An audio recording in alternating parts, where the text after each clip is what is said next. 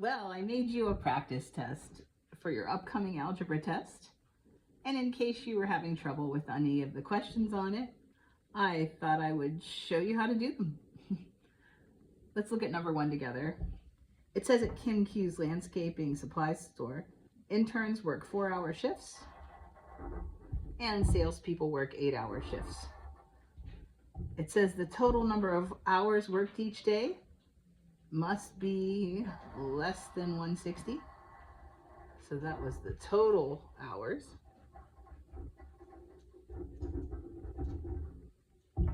And each day the store is allowed to give away 40 promotional items, total. Every salesperson can give away 5 promotional items, and every intern can give away 7 promotional items. We're asked to write a system of inequalities. System means 2 or more. Inequalities are things that have these kind of symbols in them. Less than, left to right always, right? Small side, less than, big side, greater than, less than or equal to, greater than or equal to. And we're also told that in this situation, X will represent the number of interns, and Y is going to represent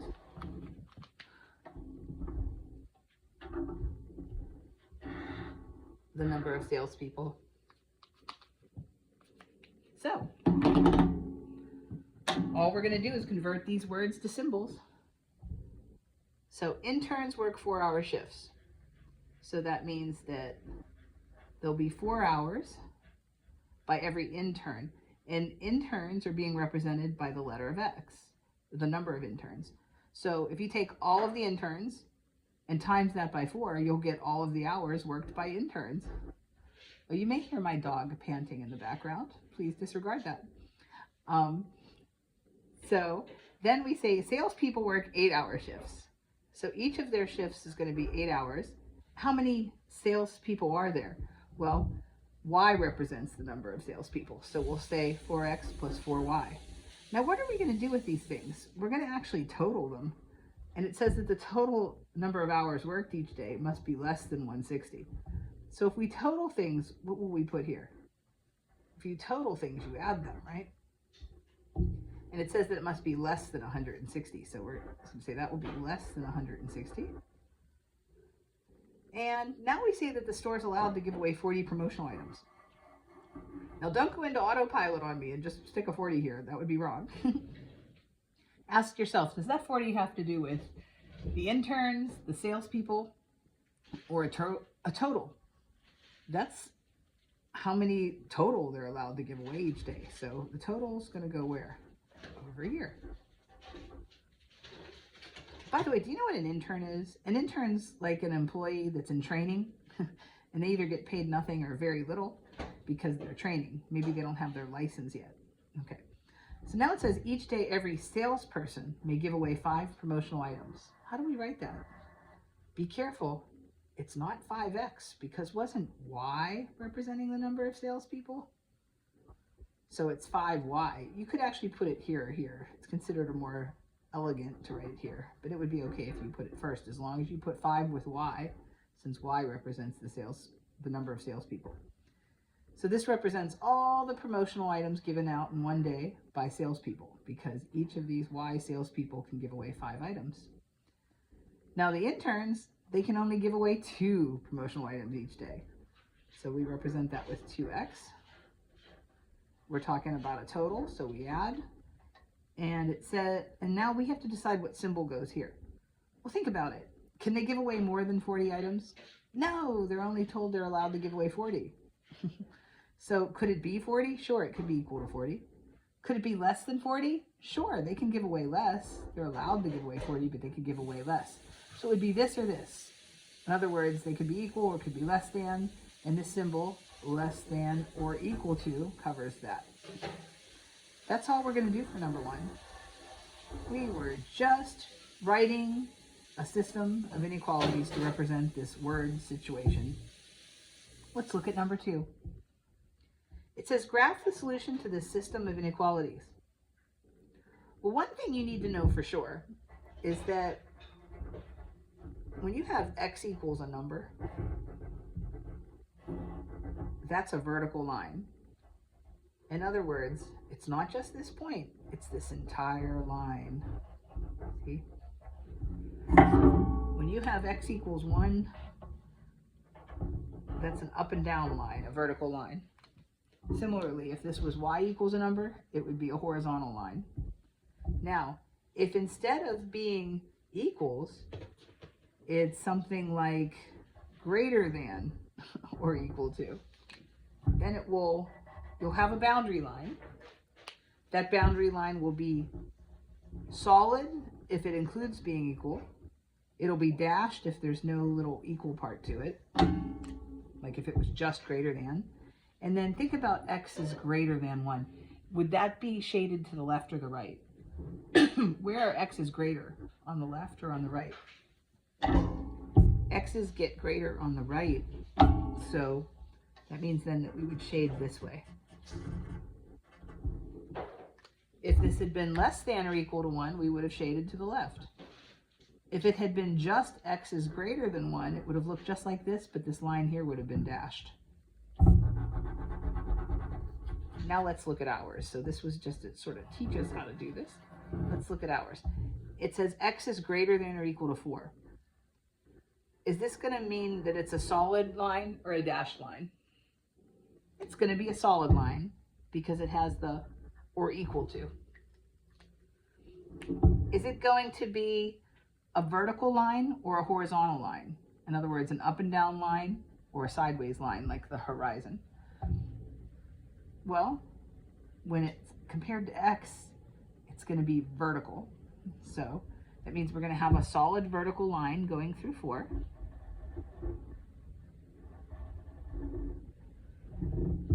And since it says it's, and don't forget the word is, x is greater than or equal to 4, that's going to tell us that we're going to shade to the right. I'm going to use these little diagonals to show that, just so I can make a really nice light shading pattern. Now, let's look at the second inequality. Y is less than -3. Does this indicate that it's going to be a solid line or a dashed line? That's going to be a dashed line, because if you have this or this, it's going to be dashed. Whereas, if you have this or this, remember, it's going to be a solid line. See, it's or equal to, so solid. Okay, so this one's just less than, so it'll be dashed. Will it be up and down or sideways? Let's see, it's y. So if we look at the y-axis at -3, we're going to go through that with a nice horizontal line. Y equals a constant is always a horizontal line. And so our boundary line here for this inequality will be a dashed horizontal line. It says less than.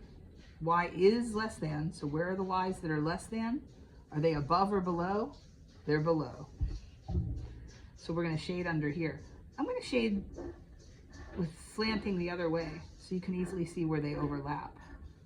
So I go underneath that line everywhere. Now our solution isn't here where there's just one type of shading.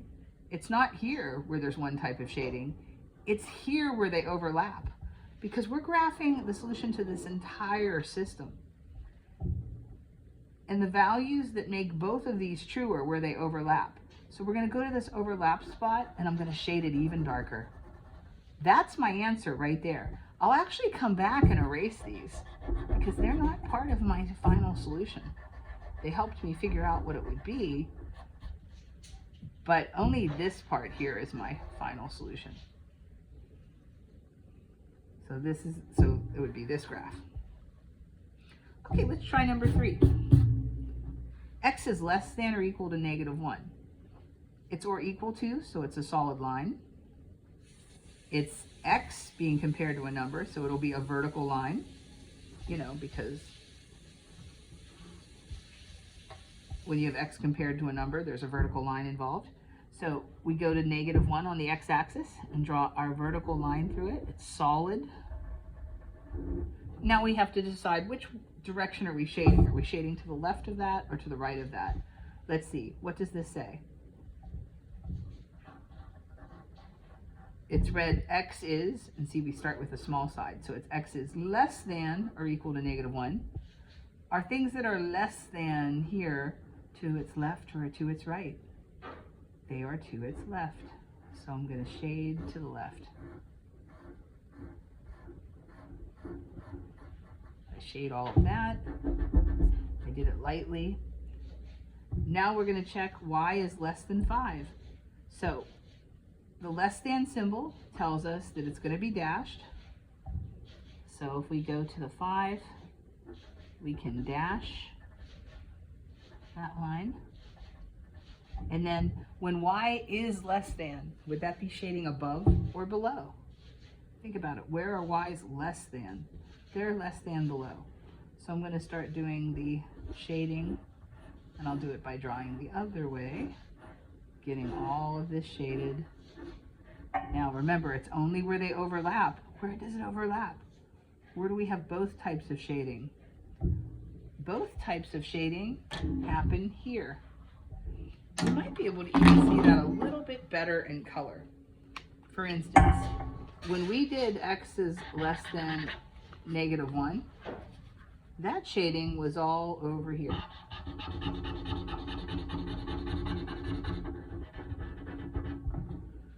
When we did y is less than 5, that shading was here. Notice where they overlap. Yellow and pink made orange. This is where they overlapped. That's the part that we keep, where both the yellow and the pink hit. So this is our answer over here.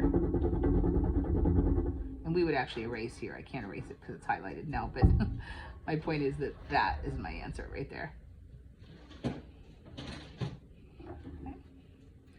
Okay, and number 4, it says determine the number of solutions to the system. We want to find out if there's 0 solution, 1 solution, 2 solutions, or infinite solutions. Well, I can tell you right off the bat, there is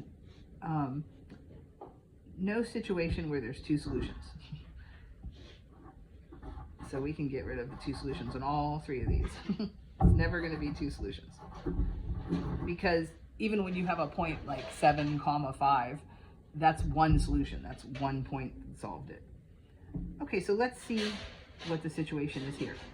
Well, my suggestion is to get these both into standard form. So this first one's already in standard form, 10x minus 2y equals 4. It's already in ax plus by equals c form. So I'm just going to rewrite it using the double stemmed arrow to show I'm just rewriting that equation. Oops. 10x minus 2y is equal to 4. This one, however, is not in standard form because the x and the y terms aren't both on the left side of the equal sign. See how that 5x is on the right? I don't want that 5x on the right. I want it over here with y. So I'm going to undo it here on the right. See how it's a positive 5x? I'm going to subtract 5x from both sides. I'm allowed to do that because I'm going to do it to both sides of the equal sign to keep it in balance. And then this 5x minus this 5x will be gone, which is great because now I only have equals -2 on the right. On the left-hand side, I have y minus 5x. They're not like terms, so all I can do is write them beside each other. And I'm going to put the x first just to make it in standard form. So I'm going to have negative 5x plus y equals -2.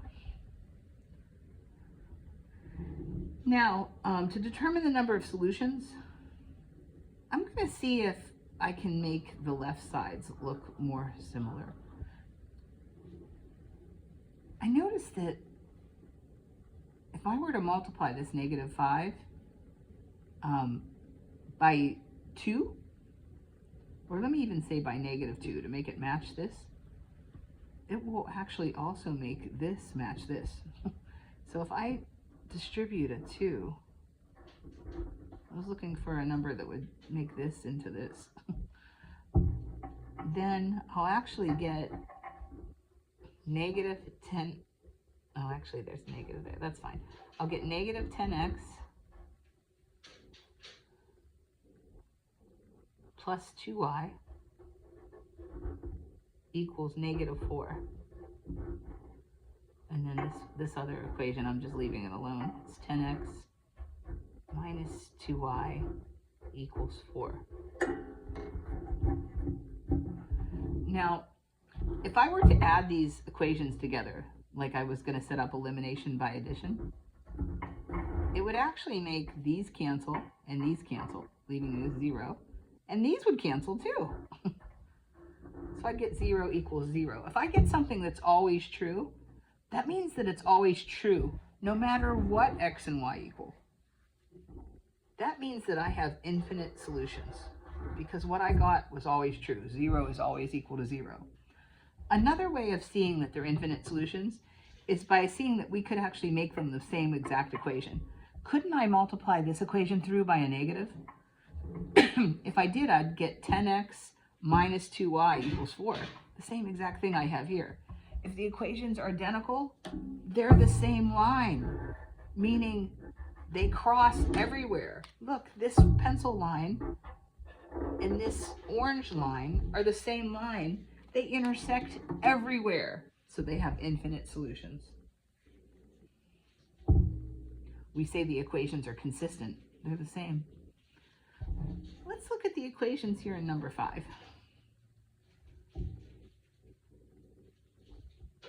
This first one's already in standard form, ax plus by equals c, so I'm just going to rewrite it. This second equation has the x on the right-hand side, so it's the x term rather, so it's not in standard form yet. So I'm going to undo the x term on the right by subtracting it on both sides, and then it'll cancel on the right. And on the left side of the equal sign, I'll have y minus 3x, or negative 3x plus y. On the right-hand side, now I just have a 4. Now, if I try to set this up like I'm going to perform elimination by addition, I could multiply through the second equation by a 3, and it would give me negative 9x, and it would also give me negative 3y here. So let's try that.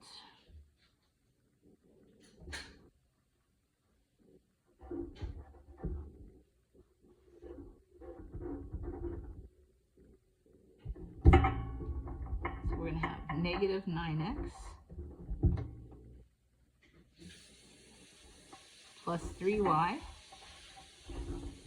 equals 12. And up here, I'm going to just leave this equation as it is and have 9x minus 3y equals 18. Now, if I add these together, on the left, everything's going to cancel. 9x minus 9x is 0. Negative 3y plus 3y is 0. But on the right, they're not going to cancel like they did in the last one. We're going to have 18 plus 12 is 30. Does 0 equal 30? Of course it doesn't. So this is just not true. If I get something that's false, that means there's no x's or y's in the world that will make 0 equal to 30. So that means there are 0 solutions. So these are inconsistent equations. We can not have any solutions. Another way to see that is if we were to multiply through the second equation by a negative, it would make our left sides match, but our right sides would give us a different constants, and that would signal us that there was only 0 solutions, that there were no solutions. What does that mean? That means that if you were to graph these two lines, you'd actually get two lines that were parallel to each other. They never cross. Here's the symbol for parallel you'll use when you're in geometry. But yeah, you have two lines that will never cross. That's why there's 0 solutions. Let's look at our last one. So the first equation happens to already be in standard form, so we'll leave it as it is. The second equation has the x term on the wrong side, so I'll undo it by doing the opposite of it. It's positive, so we'll subtract it from both sides. That will give us negative 8x plus y on the left and negative 3 on the right. Now, we do not have equal and opposite coefficients. We can't make such an easy modification as we did on these ones to get that. Whatever we do to this equation can only give us equal and opposite coefficients to one of the variables. For instance, I could multiply this top one by 8 and this bottom equation by 9 and turn these into 72 and negative 72. It's going to be easier, honestly, to go after the 3y and the y and say, well, if I multiply this one by negative 3, I can make it equal and opposite to that. So I'll multiply this whole equation by negative 3. It's a coincidence that that's the same number here. So we have 9x plus 3y equals 24. You might hear my dog drinking right now. I can ignore that. Distributing this negative 3 through here, we're going to have 24x minus 3y equals 9. Now, if we add these two equations together, 9x plus 24x will be 33x. The 3y and the negative 3y will cancel. And on this side, we'll get 33. Now we could solve for x, right? We could divide both sides by 33 and get x equals 1, which means we'd be starting to get some point. There's some point where these lines cross. Just one, though. Just one place that they cross.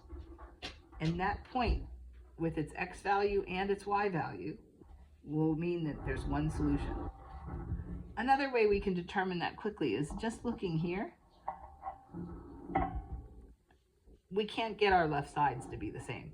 There's just no way to get these numbers and these numbers to be the same by multiplying by the same number across one or both of them. So when that happens, it's always just going to be one solution, because there'll be some way you can solve for a variable and then go back and plug in to get the other one. Okay, let's look at number 7. Now in number 7, it says, which of the following graphs represents the solution to the system? Well, hopefully you recognize that these are in slope-intercept form. See the slopes in front of the x and the, sorry, my dog's playing in the background, and that these numbers are the y-intercepts. Okay, so the slopes in front of the x's and the y-intercepts are out here as the constants. Well, you know, we can analyze these graphs pretty quickly by looking at those y-intercepts. I mean, look at those y-intercepts. 2 and negative 3.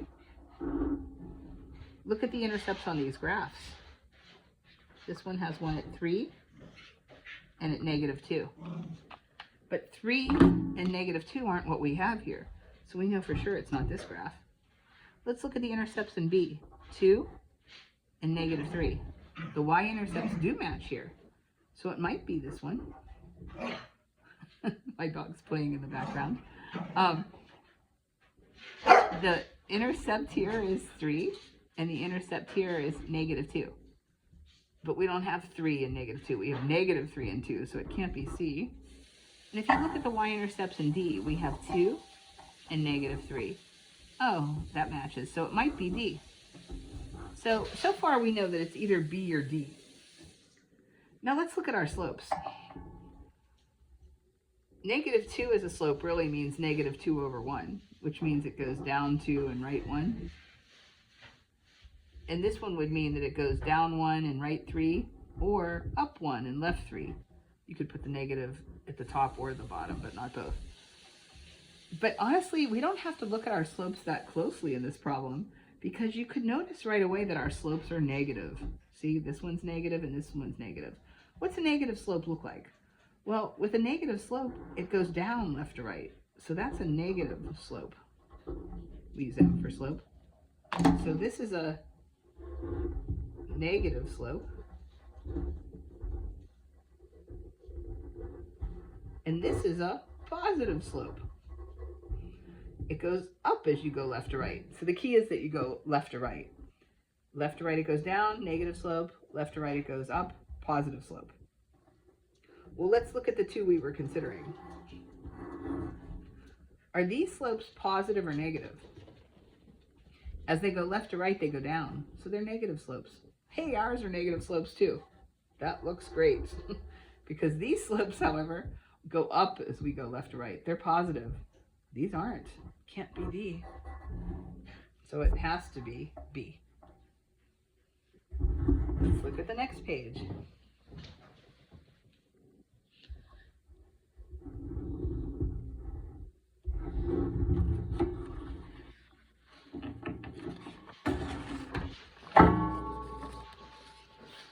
I'm going to kind of go through these pretty quickly, but so hang in there.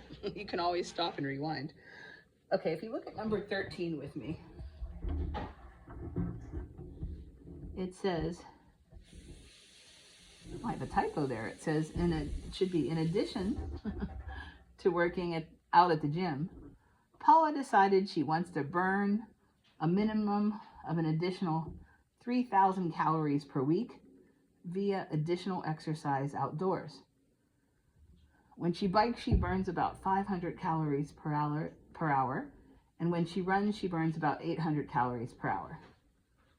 You see that here. And she wants a minimum of 3,000 calories burned, so it has to be greater than or equal to 3,000. Okay. She has time for no more than 5 hours of additional outdoor exercise per week. There's the 5. And the following system of equations represents the scenario where B represents the number of hours she bikes and R represents the number of hours she runs. So we see that it has to be less than or equal to 5 additional hours she spends. Now it says, which of the following combination of hours could Paula exercise outdoors? So in other words, we're saying, which of the following of these are possible? Which ones are possible? How could we figure that out? Well, we could just plug them in and see if they work out. Oh, it looks like I went all the way to number 13, but that's okay. We'll come back to page 2 afterwards. So if we plug them in, we can take things like here in A, and we can just see if they're both true. So remember that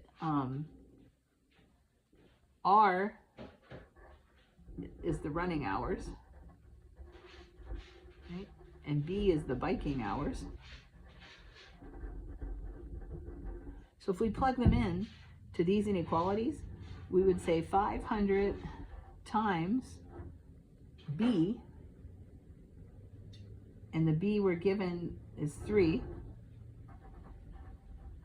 and we'd say 800 times the running hours, and the running hours in this one are 1, see, is greater than or equal to 3,000. So we'll just see if that's true. 500 times 3 is 1,500. 800 times 1 is 800. And then we're asking ourselves, is 1,500 plus 800 greater than 3,000? Well, if we stick that into our calculator, we'll see that 1,500 plus 1,800 is 2,300. And is that less than or equal to 3,000? No. I'm sorry, greater than. 2,300, sorry, I misspoke. 2,300 is not greater than 3,000, so no. We don't even have to check the second one, but if we did, we would have said 3 plus 1 is less than or equal to 5. That's actually true. That's yes, but they'd have to both be true for A to be okay. So we know that A is not true. Go ahead and hit pause on the video now and check B, C, D, E, and F. You have to check them all, but it'll only take a moment because you're going to use the calculator, right? And remember how you're going to do that? You're just going to plug them in. So you're going to put the 4 in for the B and the 2 in for the R, and you're going to see if both of these are true. Go ahead and hit pause, and then you can restart it, and I'll go through each one with you. Okay, I hope you paused and did them yourself and that you're picking up where we left off. If you check B, the first equation comes out to be yes. I'm sorry, the first inequality comes out to be yes, and the second one comes out to be no. So it makes the whole thing a no.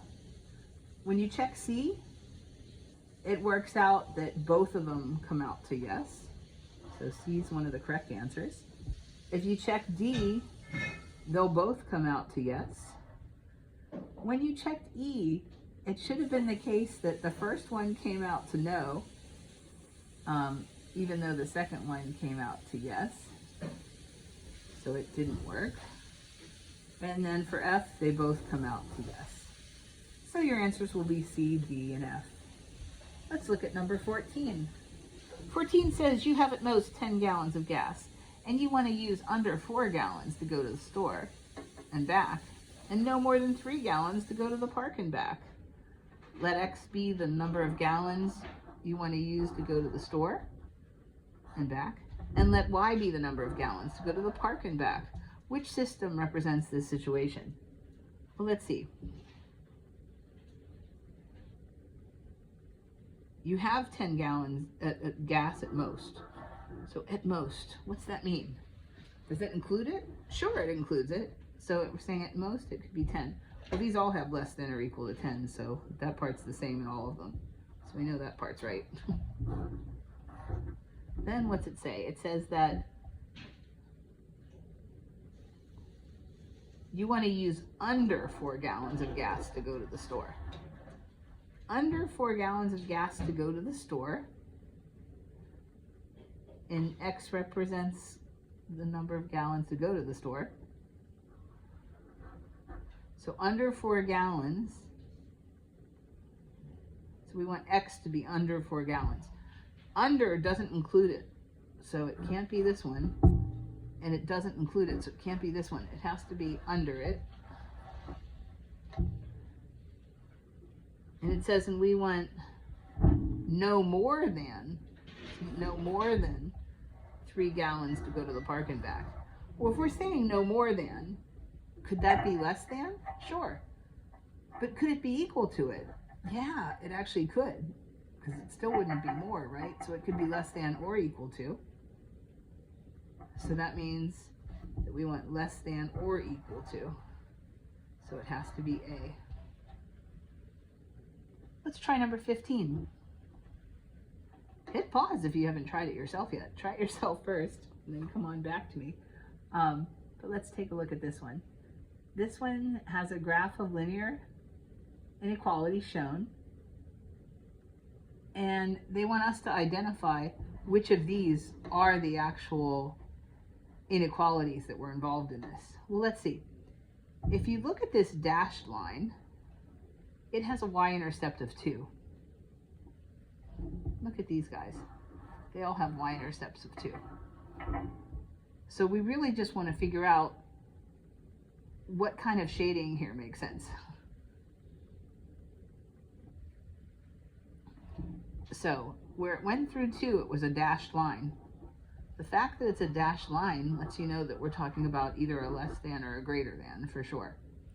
So we can roll C out right now because it has or equal to. Now our next question is, are we shading above or below this dashed line? Well, look where the shading is. They're only showing the intersection of the shading, but is it above or below? Here's the dashed line. It's definitely above. See, that shading isn't lower than it, so it's above. Above is greater than, so that's this one.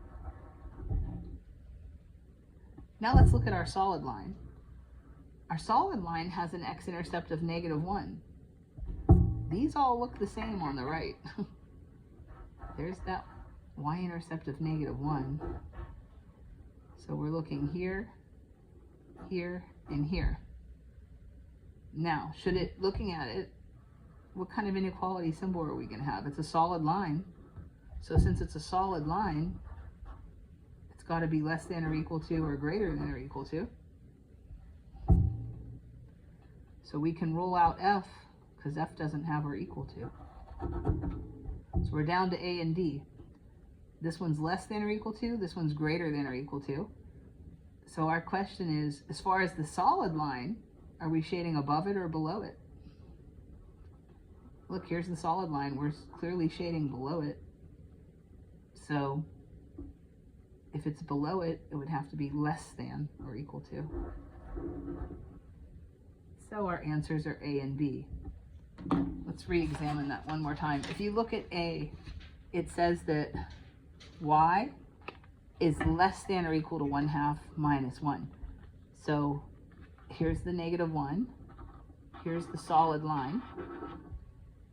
It's less than it, so it's below. So it would have been all of this. See? Now if you look at B, B simply says that y is greater than. So it's a dashed line. That's this one. And then see how it says it's greater than. So that would be shading above. And then look where they overlapped. Right here at the orange. So the pink and the yellow made orange. And if you recall, that was the only part that was shaded. So that's why A and B are the inequalities that go with this graph. All right, let's look at number 16. Number 16 says, select all the ways the system can be solved. Select all that apply. Let's see, the first one says, multiply the first equation by -2 and then subtract the equation. Well, if we multiplied here through a -2, wouldn't that make this a +10?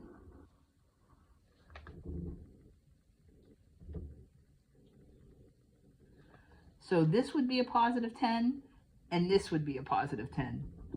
The only way I could get rid of them then would be to subtract, because a +10 minus a +10 would make them cancel. So yes, this would work. Let's check this one. It says multiply the first equation by 2 and then subtract. Well, if we multiply the first equation by 2, it's not going to help us with the x's, right? But it could help us with the y's, because 2 times -5 is -10. So I'd have a -10 here and a 10 here. But wait, if I have a -10 and a 10, to make them cancel, I would add them, not subtract them. So that will not work. Let's check C. It says multiply the first equation by 3. So if we multiply this by 3, and multiply this equation by -4, well, let's see what will happen then. It's not going to fix our y's for us, but it will fix our x's. So we'd have 24x to start this one, and this one would have -24x. To eliminate, then, we would add, but this says subtract, so no. D similar. D says multiply the first equation by 3. Cool. Multiply the second equation by -4. Okay. Again, that would give us 24x and -24x. And if we were to add 24 and -24, that would make them cancel, so that would work. That would help us to solve. Okay, the last ones say, let's see, they say,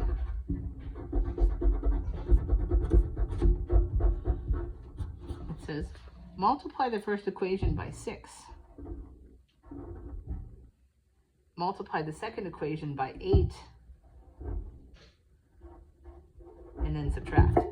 Well, let's see, 6 times 8x is 48x.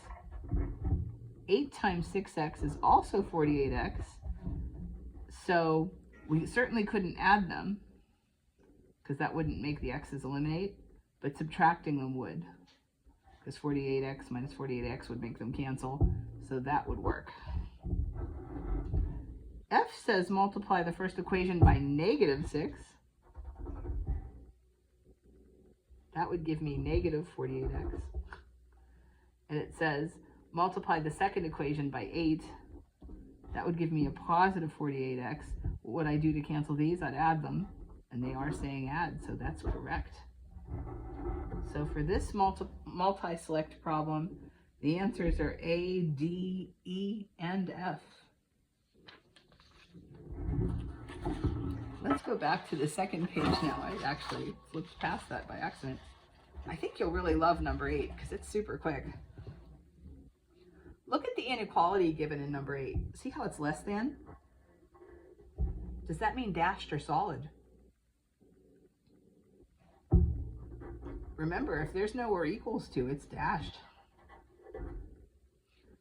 So we can rule out the solid ones right now. So it can't be A or C. Now, look at the differences between B and D. One is shaded below, one is shaded above. What's ours telling us? Read what this says. Y, that's right, is less than 1/4 x minus 1. So if it's is less than, does it sound like shading above or below? That is definitely shading below, so it has to be B. Let's look at number 9. Number 9 says to solve by any method. Well, this one is set up very nicely to solve by substitution because you have a variable by itself equal to an expression. So you can substitute that expression into the same variable that it was equal to in the other equation. Since y was equal to this, we put this in for y. So we take this second equation and we rewrite it, except when we get to the y, we replace it with that squiggled expression because we're substituting for it, and then we write the rest of it. Now we have one equation with one type of variable. We're going to solve it. To simplify the left-hand side, we'll first distribute. So we'll have 6x. Distributing a -3 will give me -9x minus 15 equals -3. Now I'm going to add like terms. These both have x's. We'll have -3x minus 15 equals -3. Now I want to get x by itself. What's in the way? -3 and -15. -15 is loose. Undo subtraction by adding 15 to both sides. Now we have -3x equals, and -3 plus 15 is 12. To get x by itself, -3 is in the way, connected by multiplication, so you'll divide both sides by -3, and you'll get x equals -4. Well, you can honestly be a little cheap here. Normally I'd have you go back and find the y value for the full solution, but look, only one of these multiple choices has this x. Now it would be a fantastic idea to go ahead and plug -4 back into both of these and make sure that you in fact get -7 for y. But I'm going to go on to number 10 now. We'd do that if we had more time.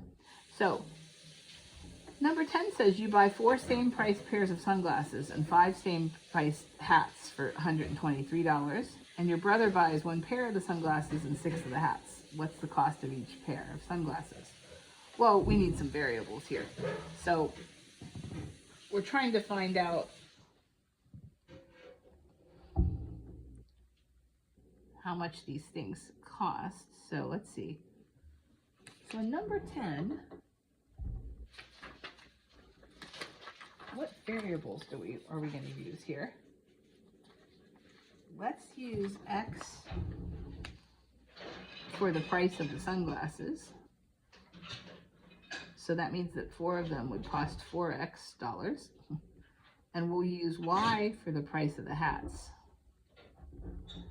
And that means that 5y would represent the cost of all the hats, and together that equals 123.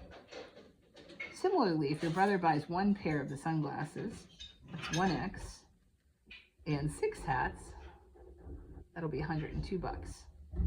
Now we're just going to solve this system of equations. This system of equations has both equations in standard form, ax plus by equals c. So elimination by addition is a nice way to go with this one. We could eliminate one of the variables by getting equal but opposite coefficients.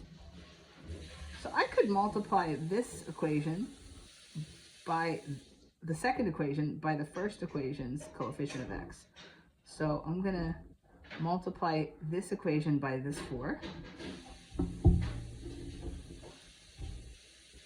And I'll multiply this equation by 1, which is really like not multiplying it by anything because it'll just come out the same anyway. One problem though, this is going to make 4x and this will make 4x. I want one of them to be negative so I can add them together. So I'm going to make that a negative 4. So that once I distribute that negative 4, it'll come out to be a negative 4x and then a minus 24y equals, and then 102 times negative 4 is negative 408.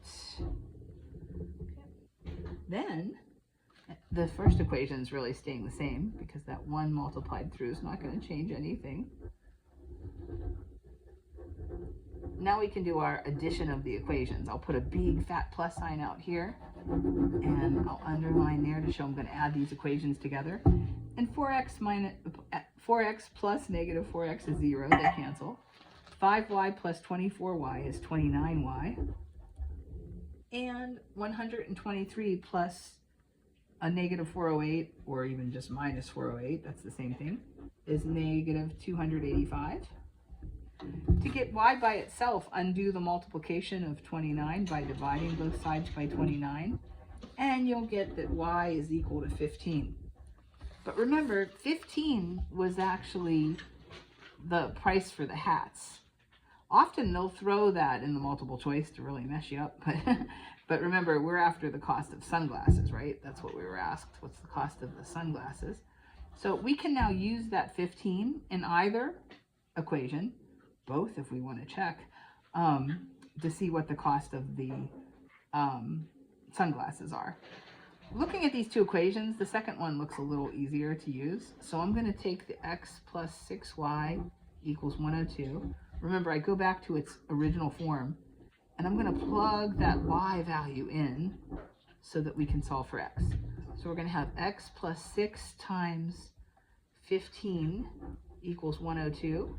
To solve this equation, we'll take 6 times 15, which is 90. Just cleaning up the left side. Now to get x by itself, we undo addition of 20 by subtracting, addition of 90 by subtracting 90 from both sides. And that gives us that x equals 12. So $12 is the cost of each pair of sunglasses.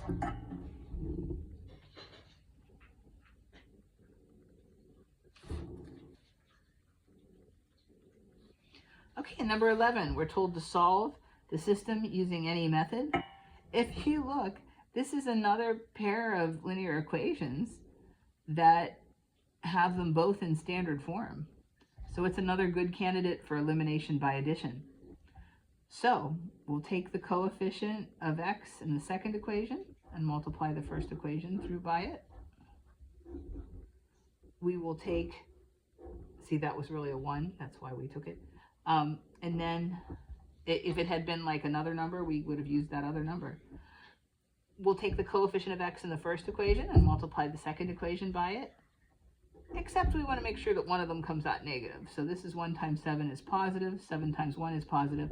So let's make it a negative 7. So the second one comes out negative. And if we distribute that 1 through, we'll get 7x plus 4y equals negative 16. And we'll get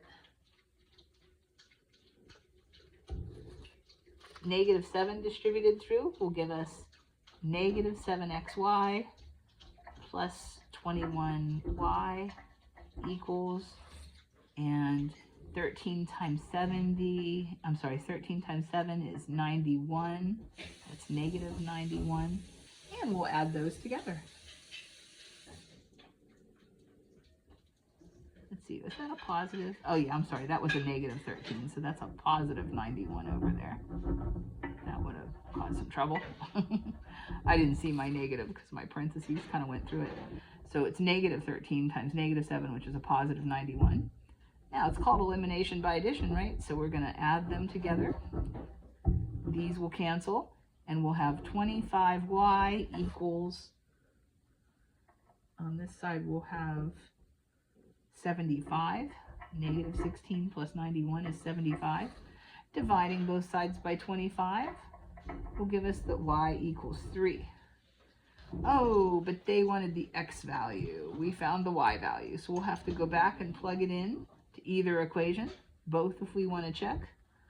So let's put it into the second equation because that equation has smaller numbers. And if we put in the y, actually we'll put it in for the y, it'll go like this, x minus 3. The fact that this is also a 3 is a coincidence. Remember, it's just because we found out that y was equal to 3. So substituting in for y, we put in that 3.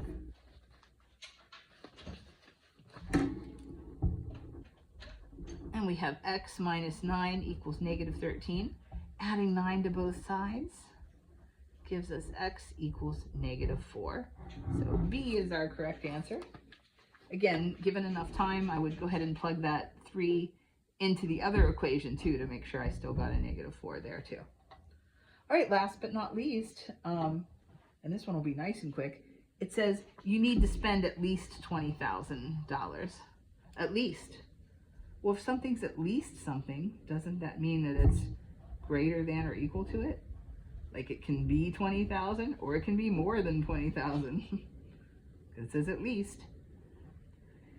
And it says if X is the number of computers and computers cost $600 each, then 600X would represent the cost of all the computers. Like if there were 2 computers, you'd say 600 times 2.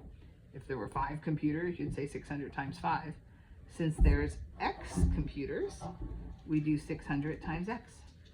And then the printers cost $120. We're totaling that together and we want that to be greater than or equal to 20,000. And we see that right there in choice D. Be really careful that you check your eyes closely on that because they all look pretty similar, don't they? But it's greater than or equal to, greater than or equal to. All right. Good luck on your test. If I helped you with some of these problems, I recommend you try those ones again in a little while. Good luck on your test.